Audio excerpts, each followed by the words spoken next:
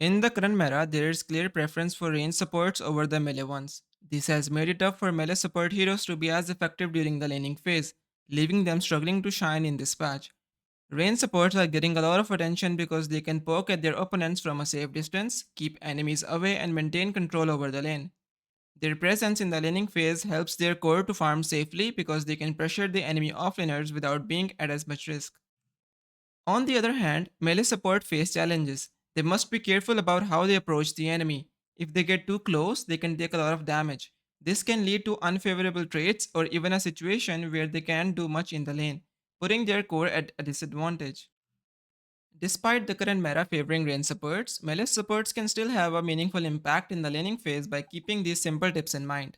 The first one being pick the right hero. When it comes to picking a melee support hero, the choice you make in the drafting phase can significantly impact your team's performance.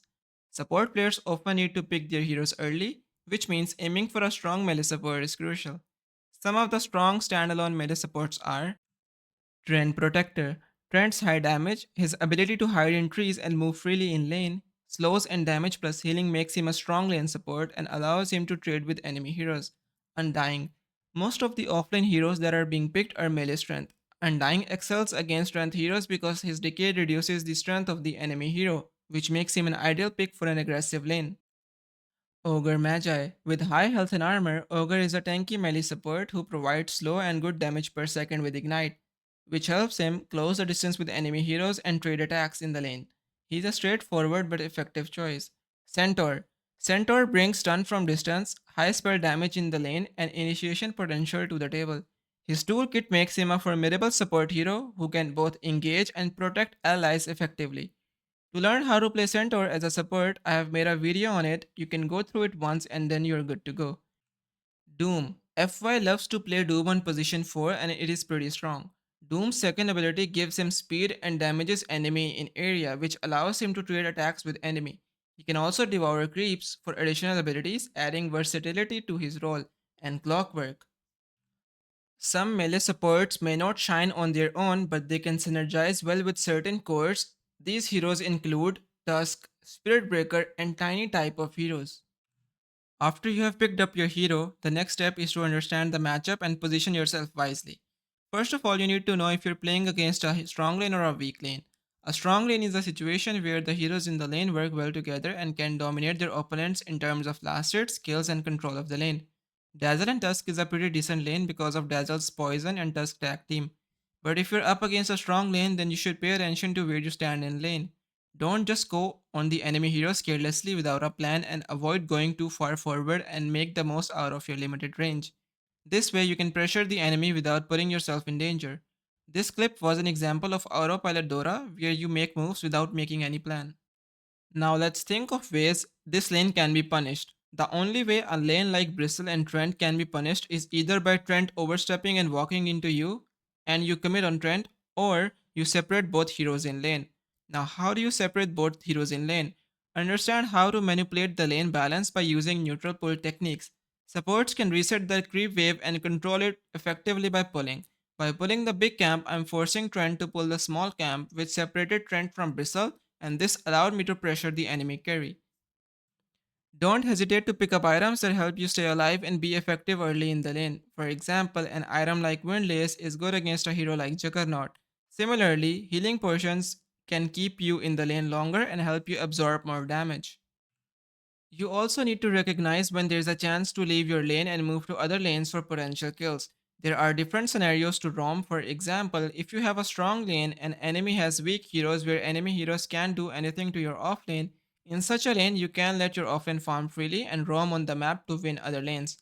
Or in a lane where enemy has a bristle with a vanguard and as a tusk you can't offer much value in lane, leave the lane. It is better to pressure other lanes than to stay AFK in a lane where your hero can't do anything at all. Now, this is a type of lane where Grim doesn't do much on its own, but with the combination of spells with Sven, Grim can offer a lot of value. Tiny has Area of Effect stun, which can stop the enemy from being aggressive in lane.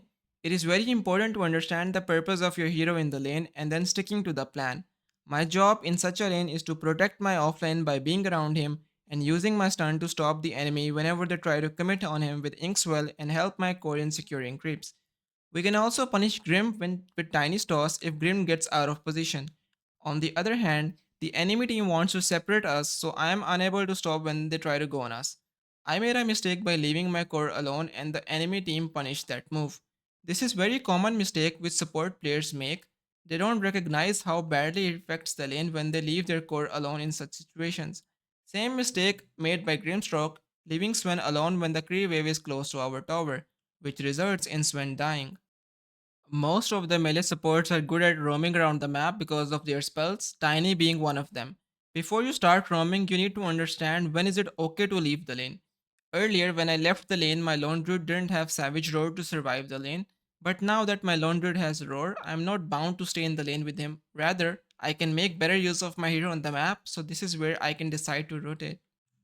Before you leave the lane, you need to make sure your offlaner can survive the lane or he can farm jungle with his hero. This matchup is favorable for Dazzle and Dusk, but it can also go in Dire's favor if not played properly. Against two ranged heroes, Dusk can't close the gap and zone them out, so I have to wait till level 2 to hold the enemy with Eye Shard. If I play on the left side of the lane, in that case I'll be pretty useless. An enemy's position 5 will keep auto attacking my core, which won't allow him to farm creeps in lane. Therefore, I am playing on the same side as their position 5.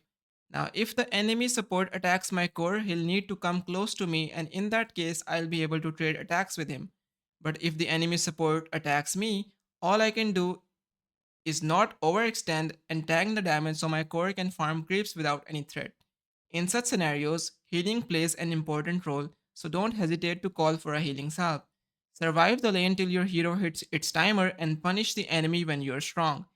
Keep an eye on the other lanes as well, and if your lane is close to your tower and your core is not threatened by enemy heroes, look for a rotation, usually around the rune timers. Now, there can be scenarios where your melee support hero won't be strong at level 2 either. Nyx is an example of such heroes. In that case, you can go behind the enemy's tower to cut the enemy's wave and join the Kree wave behind your tier 1 tower. This will allow your core to farm safely behind his tower. If enemy support tries to contest the creeps, you have a chance with your core to fight him 2 versus 1. Or, you can also give your core the solo wave experience and roam on the map. There is an alternative to this play. If you don't want to cut the Kree wave, you can simply play the lane and push the Kree wave into enemy's tower.